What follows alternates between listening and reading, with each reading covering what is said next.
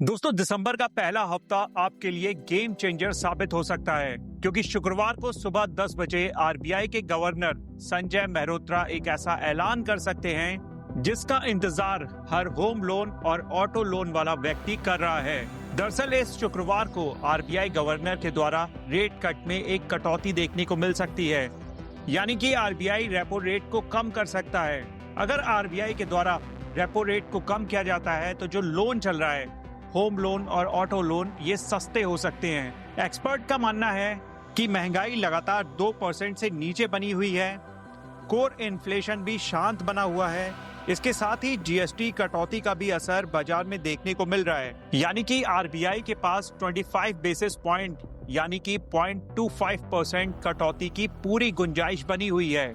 तो अगर ऐसा हुआ तो आपकी ईएमआई सीधे कम हो जाएगी।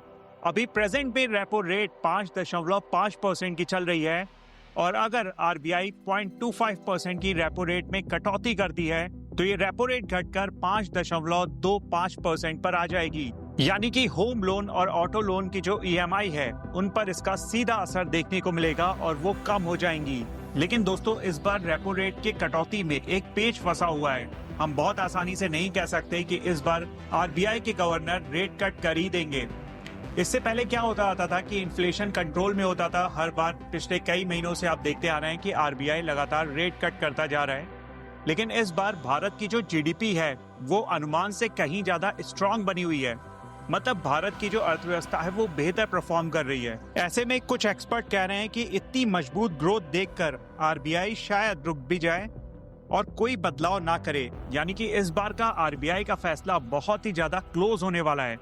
एक तरफ भारत की अर्थव्यवस्था बहुत बेहतर चल रही है और दूसरी तरफ आरबीआई के पास गुंजाइश भी बनी हुई है कि वो रेट कट कर दे। अब देखना होगा कि इस एमपीसी की मीटिंग में किस प्रकार का निर्णय लिया जाता है। ये एमपीसी की मीटिंग 3 दिसंबर से शुरू होने वाली है। आरबीआई के गवर्नर शुक्रवार को सुबह 10 बजे इस रेपो रेट के ऊपर अपना फाइनल निर्णय सुनाएंगे। इस बार की एमपीसी की मीटिंग अपने आप में इसलिए खास बनी हुई है क्योंकि महंगाई 2 महीने से आरबीआई के 2 से 6% के बैंड से नीचे चल रही है। इसके साथ ही फूड इन्फ्लेशन भी लगातार तेजी से गिरता जा रहा है। जीएसटी कटौती का कोर इन्फ्लेशन पर असर दिखाई दे रहा है। इंडिया की ग्रोथ स्ट्रांग बनी हुई है और महंगाई भी शांत है। इसको लेकर कई सारे एक्सपर्ट अपनी भिन्न भिन्न राय दे रहे हैं, जैसे कि CRISIL, HDFC bank, SBI, bank of Baroda के सभी अनुमान अलग अलग हैं। कोई एक बात पर टिके नहीं हुए हैं कि आरबीआई इस बार रेट कट करेगा या नहीं करेगा। तो इसलिए दोस्तों, इस बार एमपीसी की मीटिंग का ये आउटकम अपने आप में बहुत ज्यादा इम्पोर्टेंट हो गया है।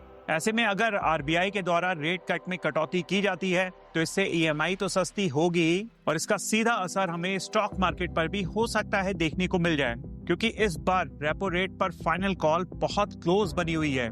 आरबीआई रेट कट करेगा नहीं करेगा आज भी बहुत ज्यादा असमंजस बना हुआ है।